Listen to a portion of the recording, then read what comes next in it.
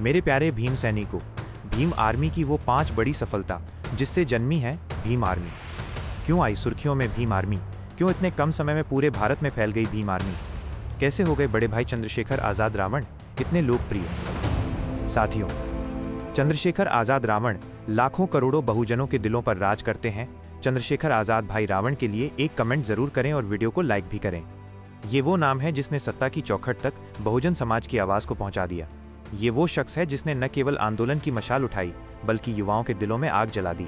ये वो कहानी है जहां सड़कों पर संघर्ष की गूंज संसद की दीवारों तक पहुंची। चंद्रशेखर आजाद रावण और उनकी भीम आर्मी आज केवल एक संगठन नहीं बल्कि एक क्रांति का प्रतीक है। दलित समाज की चुप्पी को तोड़ने वाला ये आंदोलन आज राजनीति में भी अपने झंडे गाड़ चुका है। नगीना से संसद तक पहुंचना सिर्फ एक चुनावी जीत नहीं बल्कि सदियों की लड़ाई का जवाब है। बहुजन समाज ने महसूस किया कि ये उनका अपना नेतृत्व है जो किसी दबाव में नहीं झुकता। ये सफर आसान नहीं था, लेकिन हर चुनौती ने इसे और मजबूत बनाया। आज जब हम भीम आर्मी की 5 सबसे बड़ी सफलताओं की बात करते हैं तो ये सिर्फ घटनाएं नहीं बल्कि इतिहास की वो सीढ़ियां हैं जिन्होंने समाज को एक नई पहचान दी। मेरे प्यारे मित्रों, वीडियो को शुरू करने से पहले मुझे आप सभी से पूरी उम्मीद है कि आप अपने इस छोटे से चैनल को सब्सक्राइब जरूर करोगे और कमेंट बॉक्स में जय भीम जरूर लिखोगे। और हाँ मेरे प्यारे मित्रों, अपने उसे प्यारे से जिले और राज्य का नाम कमेंट बॉक्स में जरूर लिखें ताकि हमें पता चल सके कि हमारी जगाई गई चेतना कहां तक पहुंच पा रही है। चंद्रशेखर आजाद, एक युवा क्रांति का चेहरा। चंद्रशेखर आजाद रावण का नाम आते ही आंखों में एक चमक और दिलों में एक जोश भर जाता है।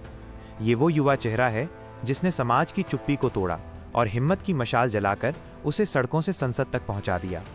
भीम आर्मी की कहानी सिर्फ एक संगठन की कहानी नहीं बल्कि करोड़ों बहुजनों की उम्मीद और संघर्ष का वो चेहरा है जिसने सत्ता की दीवारों को हिलाकर रख दिया।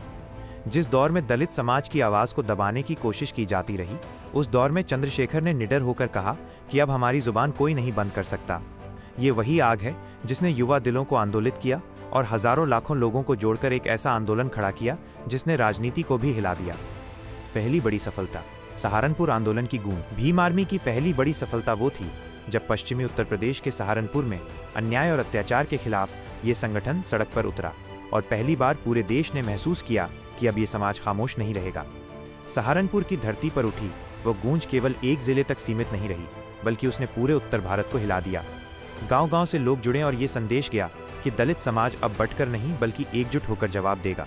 यही वो क्षण था जिसने भीम आर्मी को एक नाम से बढ़कर आंदोलन की पहचान बना दिया। इस संघर्ष में पुलिसिया दमन हुआ, केस दर्ज हुए, कार्यकर्ताओं को जेलों में डाला गया, लेकिन जितना दमन बढ़ा उतना ही आंदोलन मजबूत होता चला गया। चंद्रशेखर आजाद की गिरफ्तारी ने भी इस आंदोलन को रोकने के बजाय और ज्यादा ताकतवर बना दिया।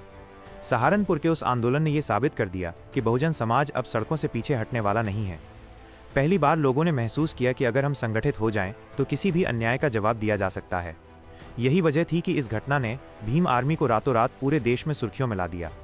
ये केवल एक विरोध नहीं था बल्कि ये वो चेतावनी थी जिसने सत्ता और समाज दोनों को ये समझा दिया कि बहुजन अब अपने हक और अधिकार को लेकर समझौता करने वाला नहीं है।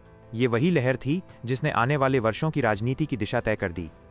दूसरी बड़ी सफलता, शिक्षा को बनाया आंदोलन का हथियार। सहारनपुर के आंदोलन के बाद जब पूरे देश ने भीम आर्मी का नाम सुना तो बहुतों ने यह मान लिया कि ये सिर्फ एक स्थानीय संगठन है जिसकी गूंज ज्यादा दिनों तक नहीं टिकेगी। लेकिन इतिहास गवाह है कि जब किसी आंदोलन की जड़ें जनता के बीच होती हैं तो उसे कोई ताकत रोक नहीं सकती। यही हुआ भीम आर्मी के साथ। चंद्रशेखर आजाद रावण ने जेल से निकलने के बाद भी अपने संघर्ष को धीमा नहीं किया बल्कि और अधिक जोश और ताकत के साथ आंदोलन को आगे बढ़ाया। भीम आर्मी की दूसरी बड़ी सफलता उस समय सामने आई जब संगठन ने शिक्षा को हथियार बनाकर समाज को जागरूक करना शुरू किया। गांव-गांव में मुफ्त शिक्षा केंद्र खोले गए जहां गरीब और वंचित तबके के बच्चे पढ़ने लगे। ये कदम इतना क्रांतिकारी था कि पहली बार समाज को ये महसूस हुआ कि आंदोलन सिर्फ नारे लगाने या विरोध करने का नाम नहीं है बल्कि असली ताकत ज्ञान से आती है। यही वजह है कि लोग बच्चों को लेकर भीम आर्मी के शिक्षा केंद्रों में आने लगे और ये अभियान एक जन आंदोलन का रूप लेने लगा।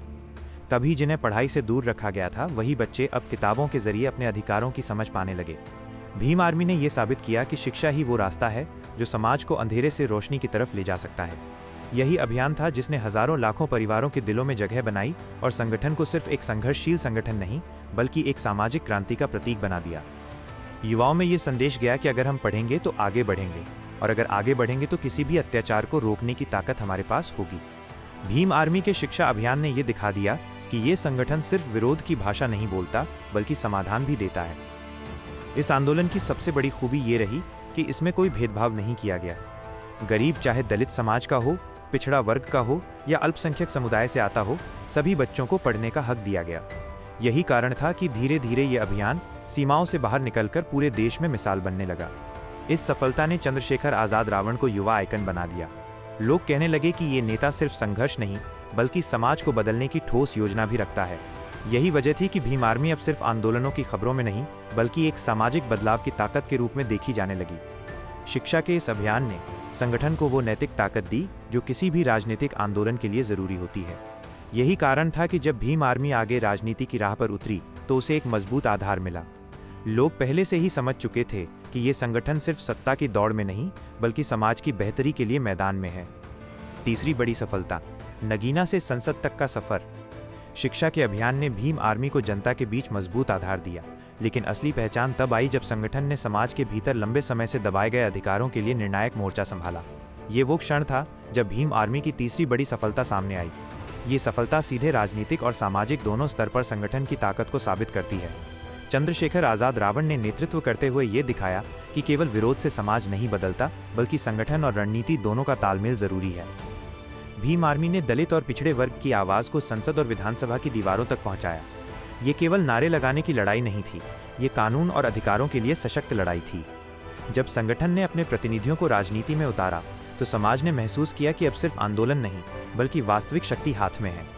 नगीना से सांसद का चुनाव जीतना सिर्फ राजनीतिक सफलता नहीं बल्कि बहुजन समाज के लंबे संघर्ष की जीत थी। ये साबित कर दिया कि भीम आर्मी अब केवल सड़क पर नहीं, सत्ता में भी मौजूद है। युवाओं ने इसे एक प्रेरणा माना। उन्हें महसूस हुआ कि संघर्ष केवल संघर्ष नहीं बल्कि परिणाम देने वाला होना चाहिए। चंद्रशेखर आजाद रावण ने यह संदेश दिया कि अगर सही दिशा में संगठित होकर काम किया जाए तो कोई भी चुनौती बड़ी नहीं होती। नगीना की सफलता ने भीम आर्मी को राष्ट्रीय स्तर पर पहचान दिलाई और मीडिया में सुर्खियों का केंद्र बना दिया। साथ ही इस सफलता ने यह भी दिखा दिया कि अब बहुजन समाज सिर्फ प्रतीकात्मक नेता की राजनीति तक सीमित नहीं रहेगा। वास्तविक नेतृत्व और सत्ता का तालमेल ही समाज को आगे ले जा सकता है। यही वजह है कि भीम आर्मी अब राजनीति में एक ठोस विकल्प के रूप में सामने आया। संगठन ने यह साबित कर दिया कि समाज की ताकत अगर सही दिशा में मिले तो कोई भी बाधा उसे रोक नहीं सकती। इस दौरान संगठन ने युवाओं को सीधे तौर पर राजनीति में शामिल किया। उन्होंने विधानसभा और लोकसभा चुनावों में सक्रिय भूमिका निभाई।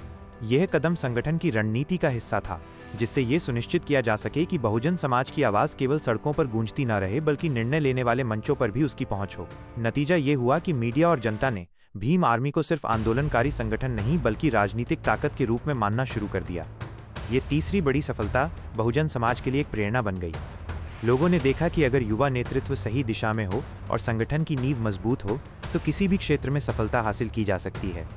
यह अनुभव युवा और बुजुर्ग दोनों पीढ़ियों के लिए सीख बन गया कि संघर्ष, संगठन और रणनीति का सही मिश्रण ही सच्ची शक्ति है। इस सफलता का सबसे बड़ा असर ये हुआ कि भीम आर्मी की आवाज अब राष्ट्रीय राजनीति में भी गूंजने लगी। लोग कहने लगे कि ये संगठन अब केवल उत्तर प्रदेश तक सीमित नहीं है बल्कि पूरे देश में बहुजन समाज का प्रतिनिधित्व कर सकता है। यही कारण है कि नगीना की जीत को संगठन की 5 बड़ी सफलताओं में सबसे निर्णायक सफलता माना जाता है। तो दोस्तों, ये थी आज की हमारी खास पेशकश। अगर आप चाहते हैं कि बहुजन समाज की ये आवाज़ और बुलंद हो तो इस वीडियो को लाइक करें, अपनी राय कमेंट में ज़रूर बताएं, ज़्यादा से ज़्यादा लोगों तक शेयर करें और हमारे चैनल को सब्सक्राइब करना बिल्कुल ना भूलें।